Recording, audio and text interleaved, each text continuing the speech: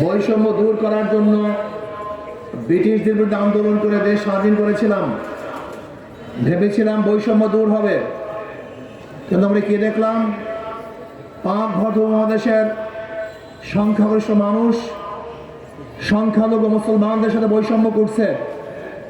মুসলমানরা ভাবছে যদি আমরা স্বাধীন এক রাষ্ট্র করতে না পারি, মুসলমানদের জন্য আলাদা ভূখণ্ড করতে না পারি, তাহলে বৈষম্য দূর হবে না।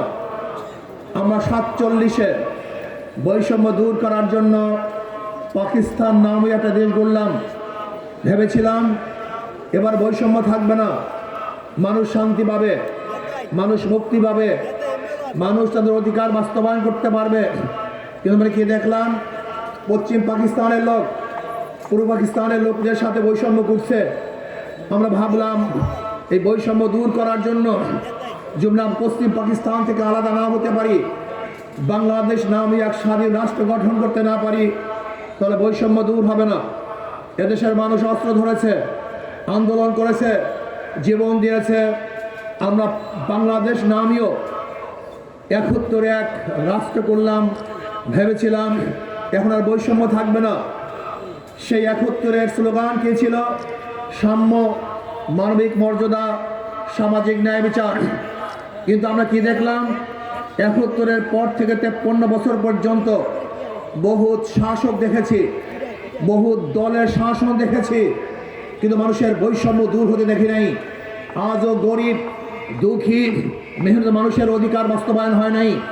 আমরা ভেবেছিলাম এই বৈষম্য দূর করতে পারলেই মানুষ শান্তি পাবে। এর জন্য 5ই আগস্ট মানুষ রক্ত দিয়েছে, জীবন দিয়েছে। বৈষম্য চাই না, বৈষম্য দূর করতে হবে। কিন্তু 5ই আগস্টের পর আমরা কি দেখলাম? আবারও সেই চুরি, আবারও সেই ডাকাতি, আবারও সেই অন্যায়, আবারও সেই অবিচার, আবারও দখলদারি, আবারও চাঁদাবাজি, আবারও নির্বিচারে হত্যা। না, এর জন্য মানুষ রক্ত দেয় নাই, জীবন দেয় নাই। আমরা কি দেখতেছি? 5ই আগস্টের পরে শুধু চাঁদার হাত পরিবর্তন হয়েছে, চাঁদার পরিবর্তন হয়নি। জুলুমের হাত পরিবর্তন হয়েছে, জুলুম বন্ধ হয় নাই। অত্যাচারের হাত পরিবর্তন হয়েছে, কিন্তু অত্যাচার বন্ধ হয়নি। এতদিন চাঁদা নিয়েছে কেন্টু, এখন চাঁদা নাই ফেন্টু।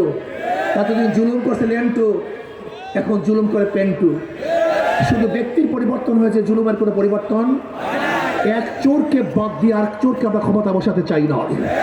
এক সন্ত্রাসীকে বাদ দিয়ে আর এক সন্ত্রাসী ক্ষমতা দেখতে চাই না।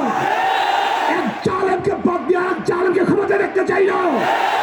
এদেশের মানুষের জন্য রক্ত দেয় নাই, এর জন্য 5ই আগস্ট মানুষ শাহাদাত বরণ করে নাই। এদেশের মানুষ পঙ্গুত্ব কেন অর্জন করেছিল?